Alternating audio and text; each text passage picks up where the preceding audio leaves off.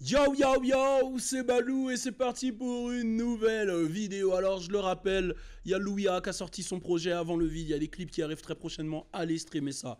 Il y a Alisha qui a sorti son morceau Flex avec le clip, pareil, allez regarder ça, c'est chaud, c'est lourd. D'ailleurs il y a une version là qu'elle a fait à R&B là, enfin je l'ai pris en mode scred sur mon Insta, allez matez ça. J'ai pas d'ex, Hey. si tu joues au G-Boy, crois-moi ce sera next. La monnaie je la fais, pas j'encaisse, t'as pas d'excuses.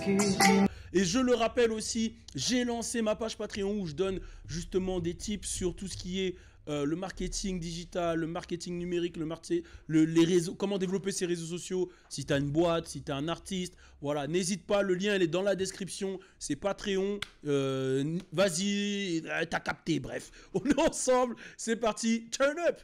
Je suis un alien, je suis un alien. Je viens pas d'ici, je suis un saïen. T'es en bas de ton bloc, loin du globe. Je suis un alien, je suis un saïen. Peu d'ennemis, beaucoup parlent, peu le disent. Alors là, on va parler de Pop Smoke. Donc Pop Smoke, qui a eu un gros impact, on va pas se mentir, dans la musique, si ce n'est l'un des plus gros impacts. Je sais pas, si je dois... J'avoue que l'impact de XXX était pas mal. Ça, c'est le premier débat. Qui a eu le plus gros impact, X ou Pop Smoke? Toi, pour toi, c'est qui, Alisha? X ou Pop Smoke? C'est compliqué, hein? Parce que Pop Smoke, musicalement, il a influencé tout le monde à faire de la drill. Enfin, toute l'Europe, en tout cas, à faire de la drill. Et X, il a eu une influence vraiment incroyable aussi. Donc, je sais pas, c'est un débat... De toute façon, c'est un débat inutile. C'est un débat parallèle, comme ils disent.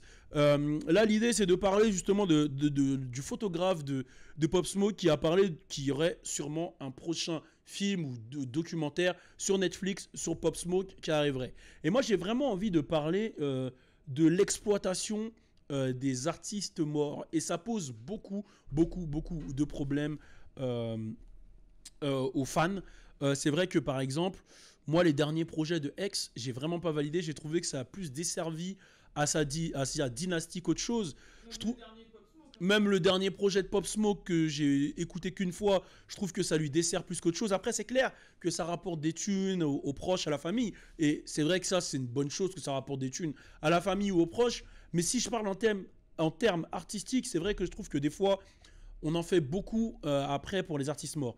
Bon, quand c'est un feat qui a déjà été fait avant et que l'on sort, ok, je valide. Mais je sais plus c'est qui avait dit ça, qui allait se faire tatouer. Je sais plus c'est qui. Il y a un artiste qui a dit ça dernièrement, j'en ai parlé en plus. Un artiste qui a dit ça. Un artiste de R&B, ça peut être qui? Non, c'est pas Bruno Mars, c'est... dans le délire Bruno Mars. Bon bref, je sais plus c'est qui. En gros, qui a dit comme quoi, après sa mort, il veut qu'il n'y ait aucun son qui sorte si ce sont... Parce qu'en gros, ce qu'il dit, c'est que si les sons ne sont pas sortis, c'est que c'était des ébauches ou des sons que lui, il voulait pas sortir. Donc, dans le cadre où on prend un exemple, je sais que le projet Skin de X, il était finalisé avant sa mort, donc je comprends qu'il sorte. Mais quand c'est des sons que lui, il a fait en studio, tu vois, les artistes, en fait, si vous voulez savoir, des fois, ils vont en studio, pour un album, ils font 200 sons et ils gardent 18 sons.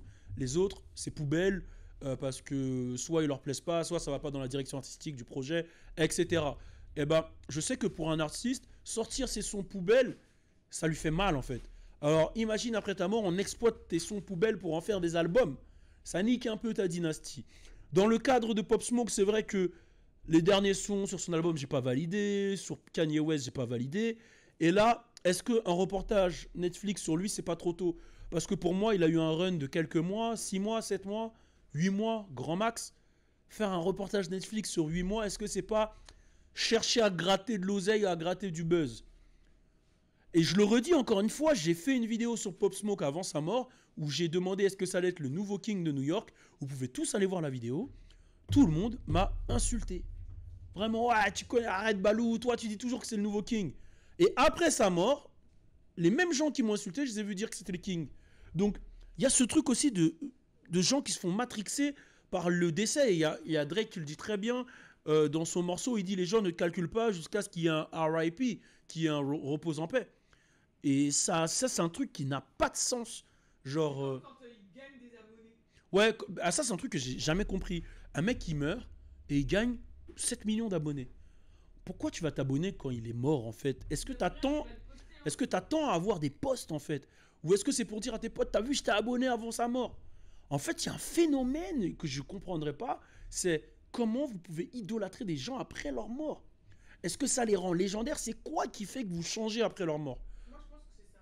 Ça les rend légendaires, en fait? Je pense qu'il y a le spectre de la mort. En plus, l'humain, il a une approche différente de la mort. Il a une approche bizarre de la mort. Ok. Il y a l'inconnu, ça fait peur. Et Est-ce que c'est ce qu'elle dit? Est-ce que c'est ce qu'elle dit? Le fait que c'est le spectre de la mort, que une fois que le mec meurt, ça fait peur, ça rend un truc empirique. Est-ce que c'est ça qui fait que, en tout cas pour ceux qui agissent comme ça, je sais que c'est pas tout le monde, hein, mais pour ceux qui agissent comme ça, est-ce que vous pensez que c'est une bonne... Ça rend le truc tragique. Et c'est vrai qu'en plus ils sont morts dans des conditions tragiques, lui et ex. Ouais, les morts prématurées. Ouais. Nipsey, ex et lui, ouais. Mais par exemple à Mac Miller, j'ai pas ressenti ce truc-là. Parce qu'il est mort d'overdose. Même un Lil Peep, j'ai pas senti ce truc-là. Même un Juice WRLD, j'ai pas senti ce truc-là. Mais c'est vrai que les personnes de mort tragique, Tupac, Biggie, X, Pop Smoke, etc., il y a tout de suite un côté légendaire qui arrive. Après, moi, Nipsey, il était légendaire pour moi. Nipsey, moi, c'était déjà une légende dans mon cœur, une légende de Californie, une légende... Moi, il m'avait trop inspiré businessment parlant, tu vois. Donc, ça veut dire que je peux comprendre. Bon, bref, dans tous les cas, je ne vais pas raconter ma vie sur Nipsey, mais dites-moi ce que vous en pensez. Est-ce que vous pensez que le documentaire, film, peu importe ce que ça va être, Netflix, c'est une bonne chose, ou est-ce que c'est gratter de l'argent sur un mort? Est-ce que son run n'était pas assez long pour faire un documentaire? N'hésitez pas à mettre un commentaire, on est ensemble. Turn up! Je suis un alien, je suis un alien. Je viens pas d'ici, je suis un saïen. T'es en bas de ton bloc,